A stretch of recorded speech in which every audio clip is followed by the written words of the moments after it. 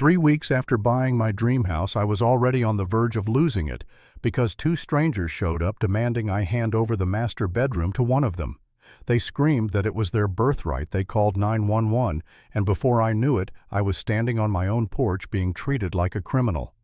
That was the beginning of the ugliest fight of my life. A fight that nearly broke me, and one that exposed a family secret buried for more than 100 years. I had worked 15 years to get here. Every dollar I saved, every late night at the museum where I clawed my way up from an unpaid intern to a senior archivist, it was all for this house. A gorgeous Victorian from 1892, hand-carved woodwork, stained glass windows, the kind of place you see in history books and think, if only.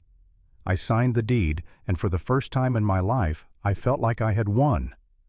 I remember that first night standing in my best suit after a fundraising gala, soaking it all in. Sunset painted the house gold, cool air drifting through the trees. And then a beige minivan pulled up. Two women got out. They were twins, though not the kind you'd call cute. Middle-aged, heavy-set, both in matching tracksuits, one blindingly pink, the other lime green sunglasses the size of dinner plates. The one in pink stomped up my walkway like she owned the place. "So you're the one who bought it," she sneered. Not a question, an accusation. I smiled politely, hand on my front door. "Yes, I just closed on it." She snapped. "Wrong. You're a temporary occupant.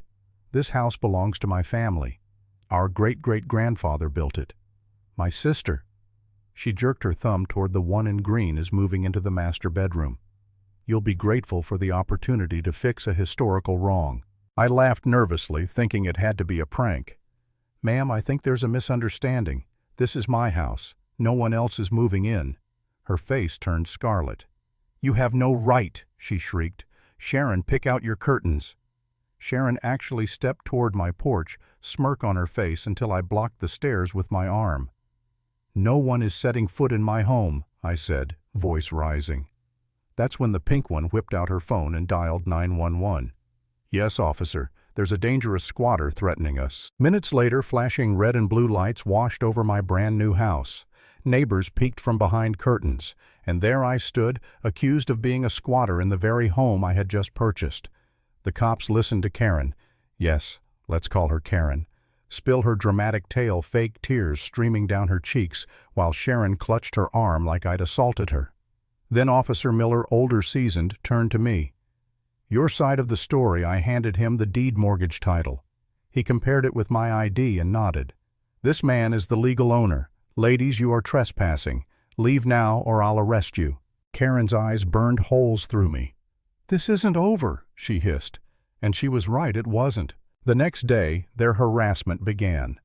The minivan crawled down my street at all hours, blasting bass-heavy music so loud my windows rattled. Orders I never placed, pizzas, truckloads of gravel showed up on my lawn. Garbage cans overturned rotting fish guts on my welcome mat. And then the HOA letters started arriving.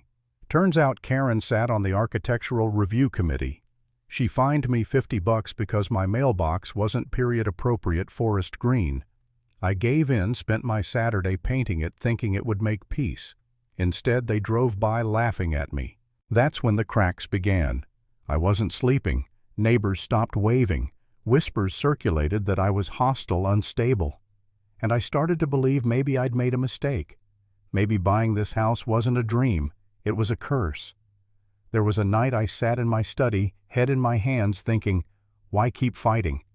Maybe I should just sell, cut my losses, move somewhere no one knows me. For a moment I almost gave up. But then came the twist. One Saturday afternoon they appeared on my porch holding a massive gold frame. Inside, under glass, was a will supposedly written by their ancestor. Karen's voice dripped with triumph. "This proves the house belongs to us. You're trespassing. I'm an archivist. Authenticating documents is literally my job." I took one look and nearly laughed. The parchment was modern aged with coffee. The ink was wrong. The handwriting used modern S's instead of the long S. And the best part, their supposed ancestor Jedediah wasn't even the man who built my house. That man's name was Jacob. I exposed the forgery in seconds. Their smug smiles curdled into fury. They stormed off humiliated. That night I made a choice. Enough playing defense. If they wanted to weaponize history, I'd use the real thing. I dug through archives, census records, property maps, old newspapers, and I found the truth. Jedediah Smith wasn't the builder, he was the gardener.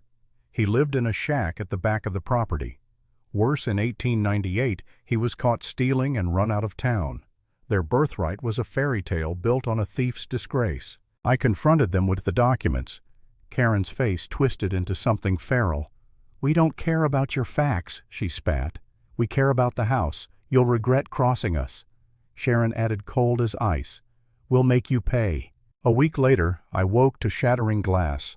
My car window smashed the word thief scrawled across the side in dripping red paint. My heart pounded, but then I remembered the cameras I had just installed. I pulled up the footage, two figures in hoodies spray painting and throwing bricks. Their builds, their movements, I knew it was them. And then Sharon stumbled, dropping a flamingo-shaped earring. Karen's lawn was littered with plastic flamingos.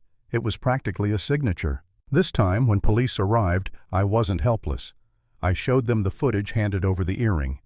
Officers marched to Karen and Sharon's house. Minutes later, I saw from my camera as handcuffs snapped shut around their wrists. For the first time in weeks, I breathed. It was over. Or so I thought. They were out on bail within a day. Turns out both had wealthy husbands, one a corporate exec, the other a car dealership owner.